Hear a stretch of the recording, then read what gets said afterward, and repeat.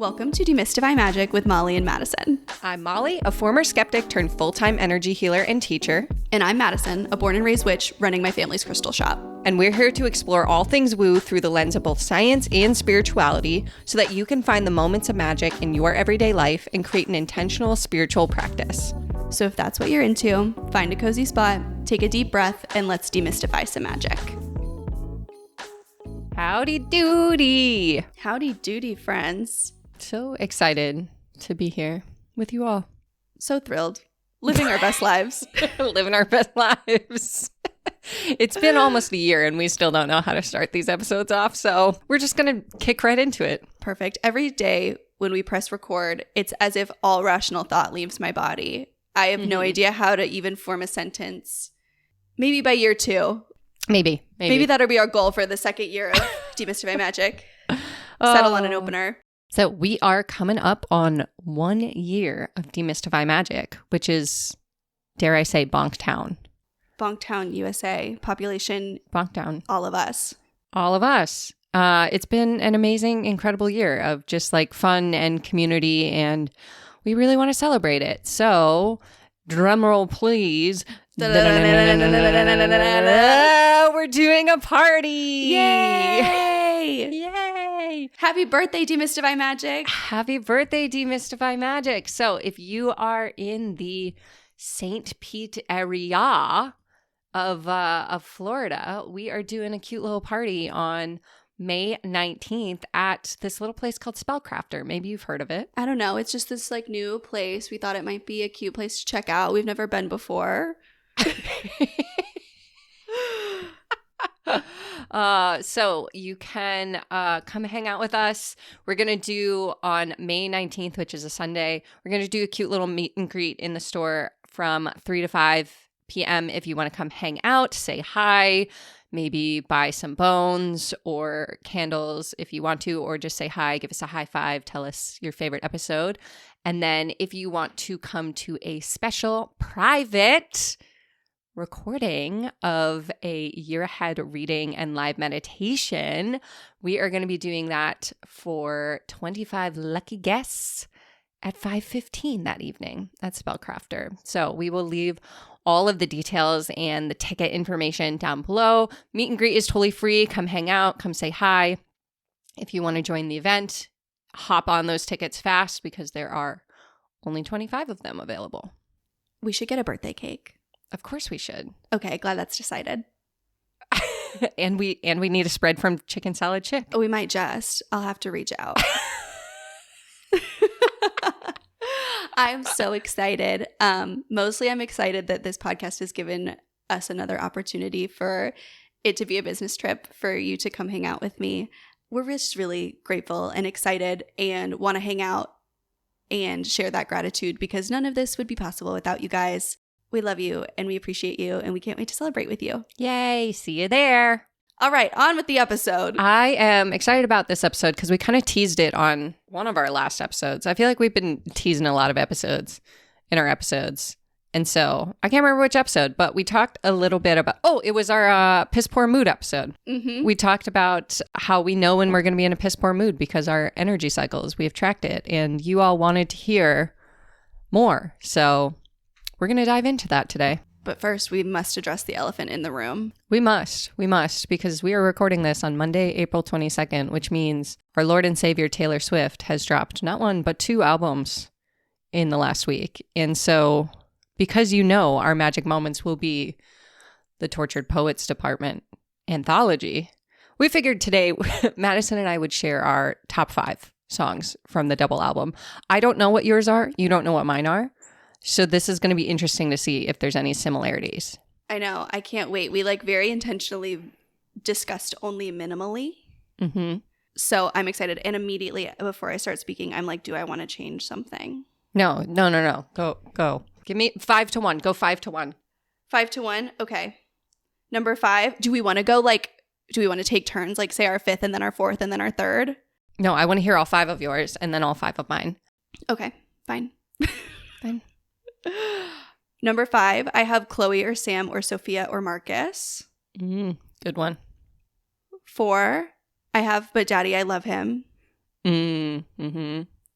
3, Who's Afraid of Little Old Me? Mm-hmm. Mm-hmm. 2, So Long London. Mm-hmm. And my number 1 is Down Bad. Oh my God. We only have one in common on our top 5. Really?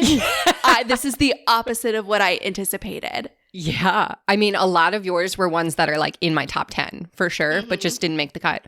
So how did you decide your top 5? Did you go lyrically? Did you go based on vibes? So with music, and I think this is like a neurospicy thing, so let me know if you have a squiggly brain and you also are this way. I will loop on one lyric in a song. And so I went based on what was looping in my head. Okay. So like with But Daddy, I Love Him, the song is categorically pretty corny, but I can't stop giggling to myself singing in the car, I'm having his baby. No, I'm not. But you should see your faces. I think it's fucking hilarious. So good. And it's so silly. And so I've been listening to it over and over to hear that part and giggle and then hear it again and giggle. And same with So Long London, less silly, less funny, but it like is very pleasing to me in my brain when she says, and I'm pissed off I gave you all of that youth for free. Mm-hmm. The way she says it like loops in my brain. And so I chose that way of like, what am I latching onto? Okay. I went based on, I listened to the album and every time I've listened through, I've added more to my favorites. Mm-hmm. And so I went based on which ones I added to my favorites. And then based on those, which ones were stuck in my head. Okay. So it's kind of like a vibes, but like a melody stuck in my head. So number 5, How Did It End? Okay. Number 4, I Can Fix Him. No, really, I can. Okay. That was almost on mine. Mm-hmm. Mm-hmm. That one was neck and neck with But Daddy, I Love Him. Uh-huh. Number 3, Fortnite. Mm-hmm, mm-hmm. It's a bop. It's stuck in my head. It's so good. Number 2, Guilty as Sin. Uh-huh. And number 1, Same as You, Down Bad. Something about that beat, I am like, inject it straight into my veins. I know. I just want to go. It makes me want to go to the gym. Uh-huh. I was truly listening to it in the gym as she goes crying in the gym. And I'm like, she is so me for real. Relatable like, queen. Relatable. I think that's what I've been thinking a lot about what it is that I like about Taylor Swift's music with this album, because there is a lot of it, again, that is categorically corny. Mm-hmm. Like, and I think that is really part of the appeal for me. I've seen a lot of critique that the album is like unedited, that it needs some editing. Mm. And I agree, but also that is why I like it so much. Yeah, yeah. Like, she's saying what we're all thinking. Mm-hmm. I'm having his baby. No, I'm not, but you should see your faces. That's my new line for when people ask me when I'm going to start having kids. Yeah, that's a good one. It's a good one. Mm-hmm. It's a good one. What I really like about this album is I think for the first time I'm really appreciating Taylor's vocal qualities. Mm-hmm. I mean, I've always known that she could sing, but I just love the range that is in this album. Like, there's somewhere she goes real, real low, and we don't always hear that from her. And then there's like the ones that are really stripped down where it's just like her vocals really take the center stage. I don't know if I've ever appreciated Taylor Swift in that way. We have very different relationships with Taylor Swift. I notoriously used to just bop to 22 when I was in college, and didn't think about Taylor Swift outside of that until probably Reputation or 1989, whichever one came first. Don't hate me. I don't remember. And then, and so I never got into like her country phase. I'm still not that into it. I am more in love with Taylor Swift for the lore. Mm-hmm. Like, I think I love the lore of Taylor Swift more than I actually love the music, but somehow she's always in my top 3 on Spotify at the end of the year. So I must like her music too. Yeah. Right? I don't know. It's incredible to me. I'm like, I don't listen to Taylor Swift that much. And Spotify's like, yes, you do. Yes, you do. I had a friend post something the other day, like when the album came out, and she was basically like, I feel pretty indifferent about Taylor Swift, but I'm so interested in how she elicits such intense feelings Yeah. across the board. And I responded and I was like, it's literally because she's a witch. She's a witch. She's 100%. I will die on this hill. There is some sort of spell work going on in that music. Mm. I follow some astrologers who will talk about the events that go on like in alignment with her releases and like what's going on in her life. And I just cannot believe that there's a world in which she's not using astrology. Yeah.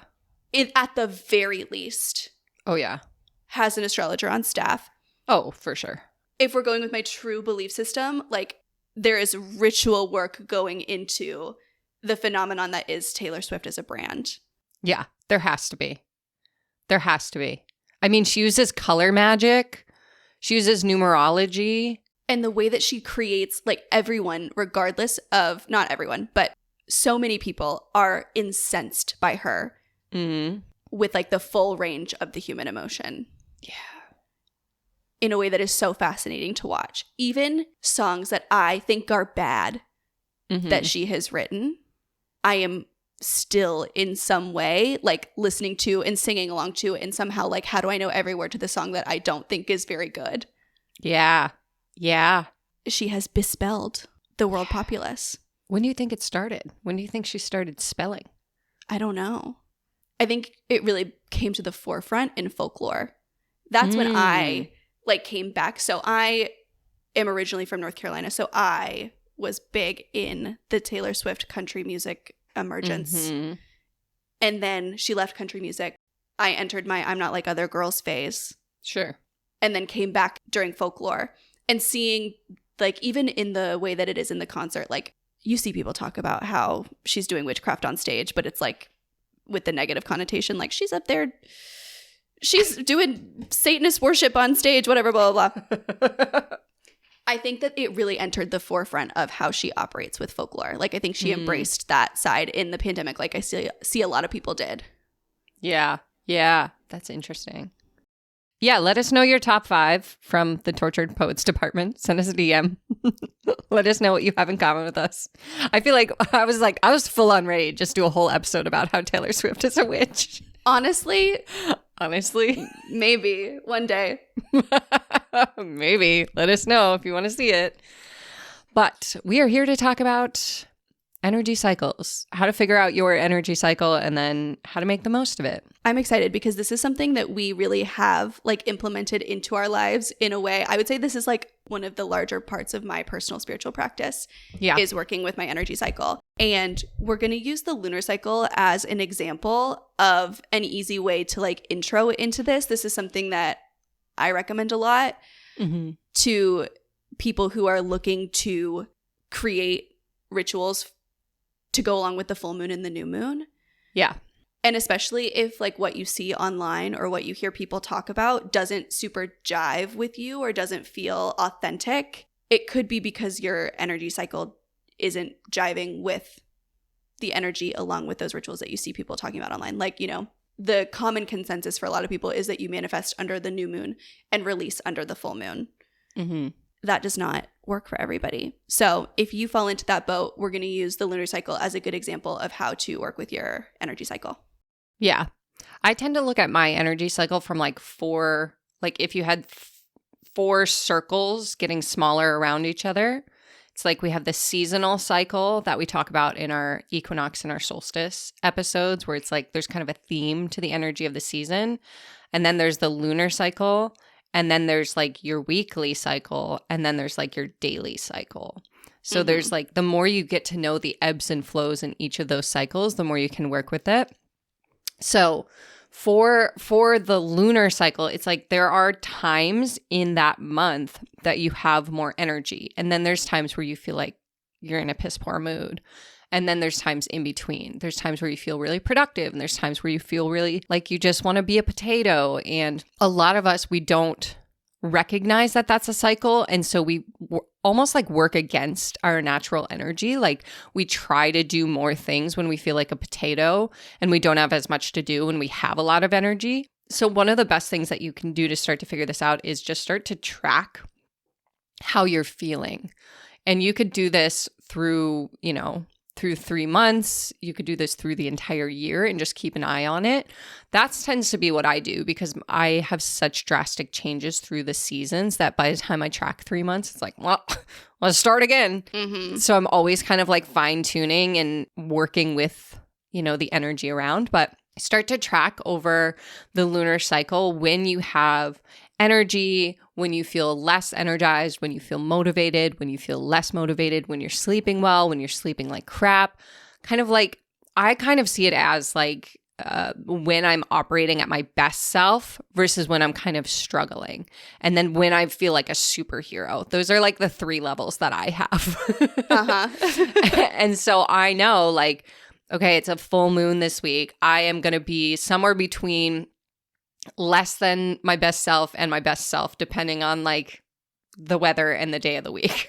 Uh-huh. And then next week, I'm going to be operating more of like superhero status. So I'm going to be, trying to make this week a little bit easier on myself and pushing some of the things that I don't have the energy for to next week when I know I'll have more energy. Yeah, I like to give 3 months as like a baseline because that's an easy way to, 1, eliminate external factors. Like if there's an outlier of I had a really shitty day at work.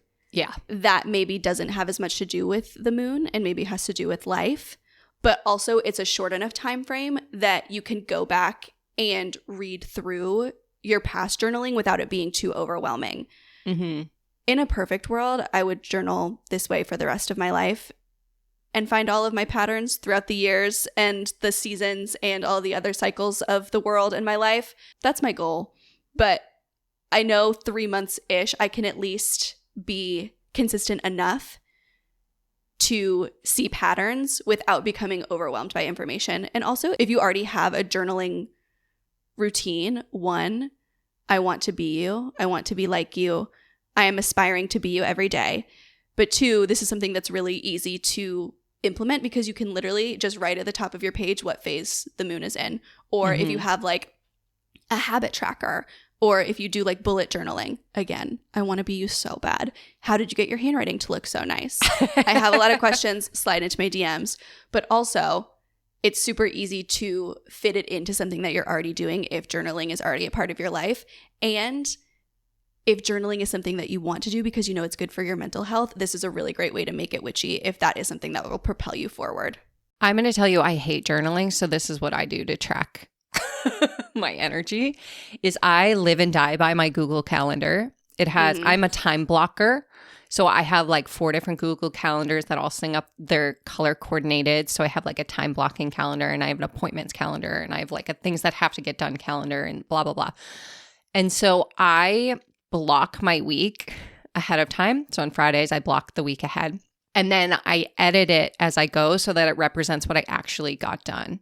So the weeks that I have really low energy, there's like big pockets in my schedule because I couldn't do anything. And the weeks where I have high energy, I have like made 8 videos and like recorded 3 podcast episodes and like got my whole to-do list done in an hour. Like I put literally what I did that day in the time slots. So I have a visual that I can go back and be like, oh, okay, it's been 3 weeks of kind of like big holes in my schedule.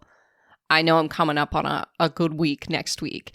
And then you can start to see patterns in your day. So I know Monday, Tuesday, Wednesday, I have fully blocked my week usually. I get a lot done. Fridays, it's hit or miss. It's a hit or miss for me. Weekends, hit or miss. So I try to put all the things that I absolutely need to get done. I try to do it Mondays because I know I have the most energy. And then you can start to see, okay, morning I get more done than afternoon. Evening I'm useless. Evening I am useless. Don't ask me to do a thing. But you can start to see trends too, like especially if you're someone who has some control over your to-do list when you get things done, when you schedule meetings and things like that. I noticed that I started to gravitate towards all my meetings in the afternoon and all of my more creative projects in the morning. And so what I realized is I have much more creative energy first thing. And then that sort of dwindles off around noon. And then I have more like analytical, problem-solving, logistical energy. So I get more of the like administrative stuff done in the afternoon.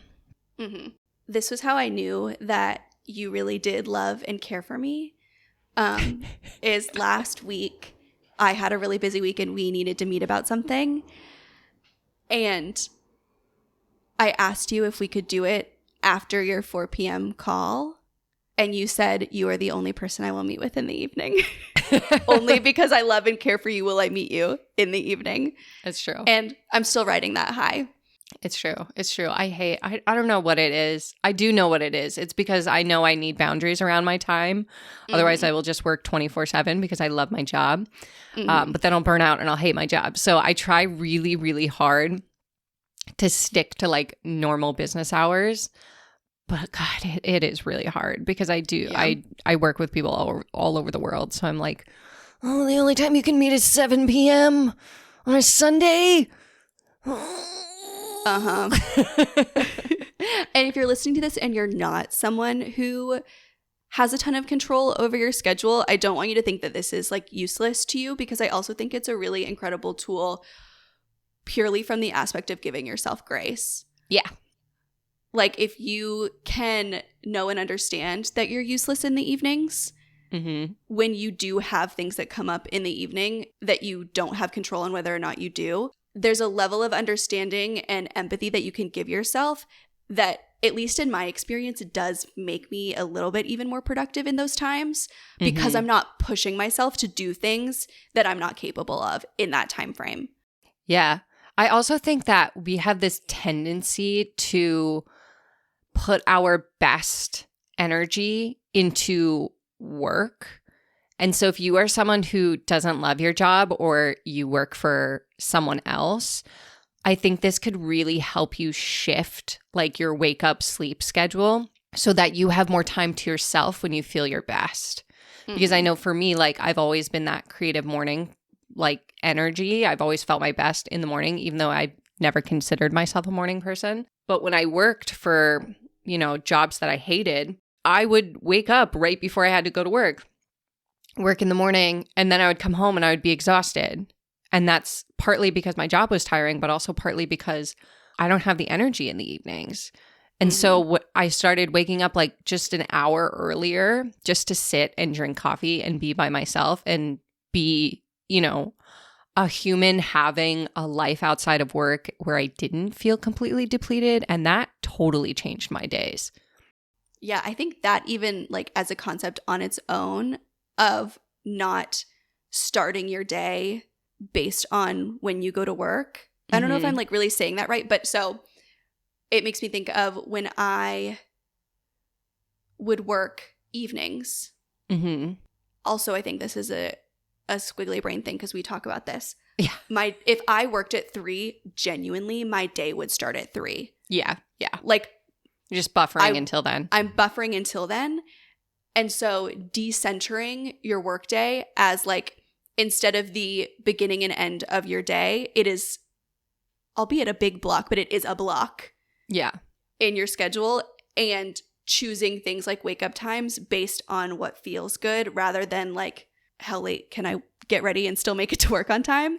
That's something that I'm still working on because I want to do that. I mean, same. I just read Crescent City on the couch until 3 minutes before we had to record.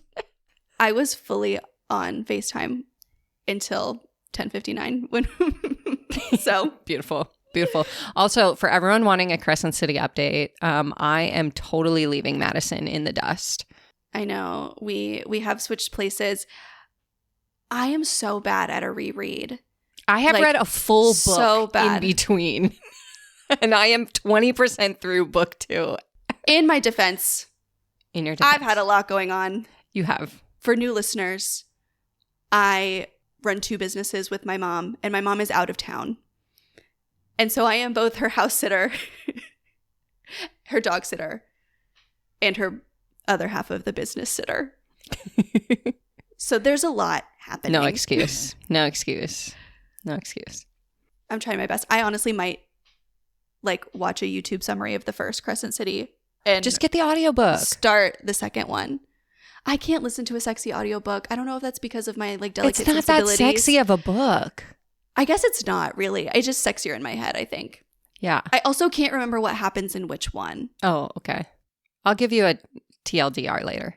Okay, thank you. Okay. Anyway. I don't want to be behind. You are so behind. I was like, okay, I'm going to give you the weekend to catch up. I'm going to read a whole different book. My truth is I'm just in my reading era. I am about to enter my breezy summer dresses era. So then I will be completely unrecognizable. I can't wait. I can't wait. Anyways, so again, cycles. You might find that in certain seasons, you are in more of a reading era. And in certain seasons, you're in more of a video game era. Certain seasons, you're more in a active outside era. And so I think part of the cool thing about this practice of working with your energy cycles is you can like really flow with them. Like right now, I am in a reading era. I love to read right now.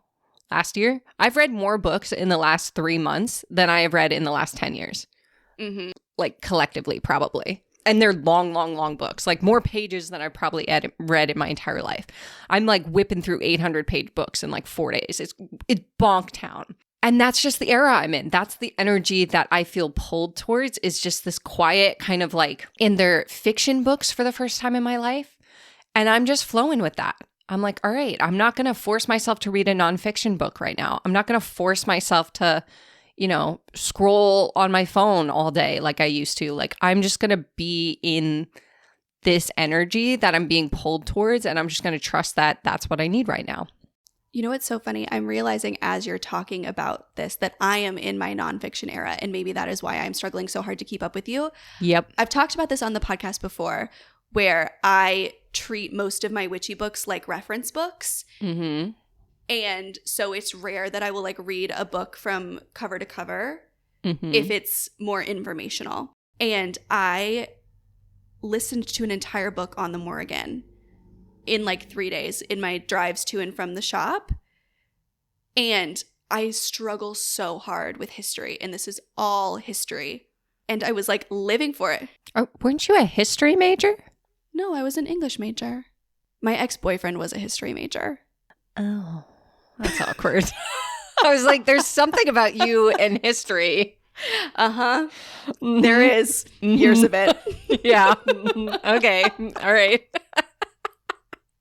That was really funny. So anyways, I should start writing that down of what I feel pulled to read too. I think that's like another interesting cycle and what that could mean, because I've really never experienced that before. Mm-hmm. And even like if you go through a cyclical reading slump, if you're like a reading person, I know that's a universal experience.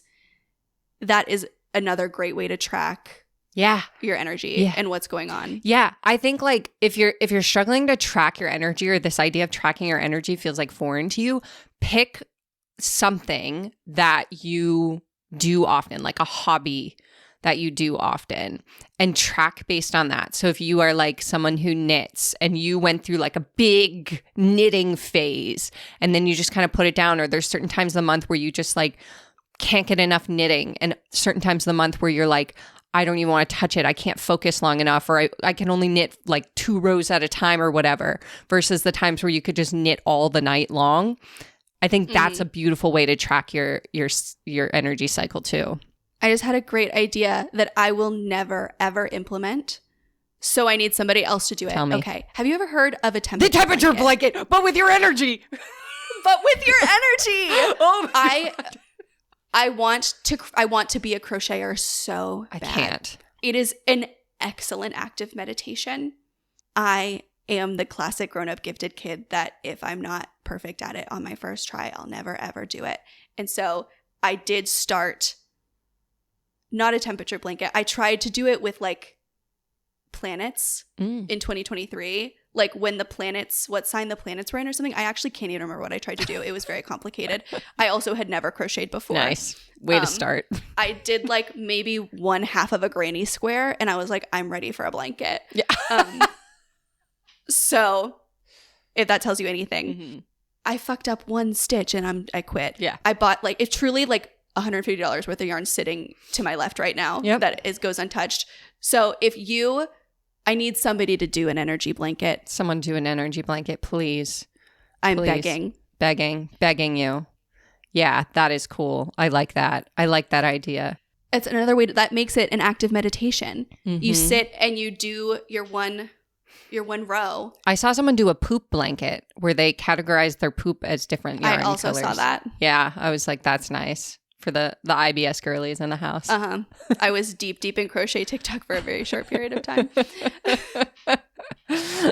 But whatever you want to track, however you want to track it, if it's, journaling, if it's through your Google Calendar, if it's by looking at when your hobbies, you feel most invested in them versus not. I also look at it based on like how clean my house is.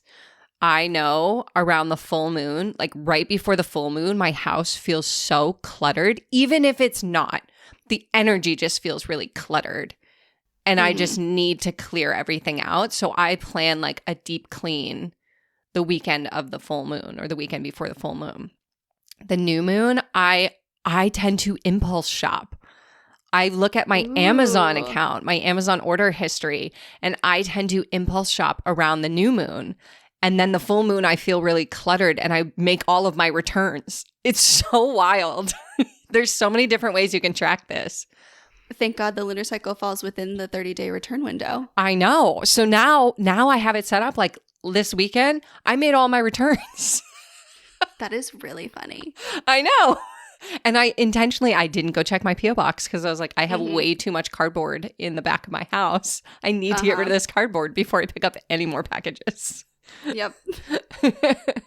So you can start to plan like your everyday tasks, not just your work tasks, but your everyday tasks around that. So I know like we've talked about this before in our new moon and our full moon episode, but you can like plan different chores around the lunar cycle. Like I always wash my duvet and my shower curtain liner with the full moon because then it clears that cluttered energy out. And I never have to remember like, when's the last time I cleaned the duvet? When's the last time I cleaned the shower curtain? Like it's just always the full moon. I love that. We've been talking about how you're going to come to my house when I move and just make all of my chore charts for me. I can't wait. I've been thinking about it every day since. It's going to be so good. I can't wait until my book is out because I'm thinking about including a chore chart in there for like new moon, full moon. That would be so good. Yeah. Yeah. I think that's going to be like in one of the intro sections is like how to build your chore chart around the lunar cycle. And then there'll be like pages where you can fill it out for yourself. Oh God. That is excellent. Spoiler alert.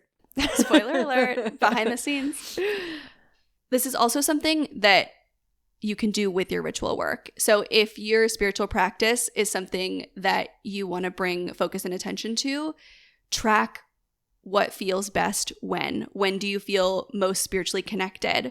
When do you feel like if you're doing your own tarot readings, when do you feel like they're the most accurate? Yeah, I've noticed that in my own readings. Like I feel so much more connected energetically and confident when I'm doing readings. I feel like almost more psychic, like early in the week, but afternoons, which is interesting. Like I can't do them first thing in the morning. Yeah. So if you're someone who does any kind of energy work or psychic readings as a job, that can be incredibly insightful to know, like, when are you the most psychic? And if you're struggling with how to figure out, like, what to do when, like, what do I do with this information? Okay, I know when I feel good. I know when I don't. Like, now what?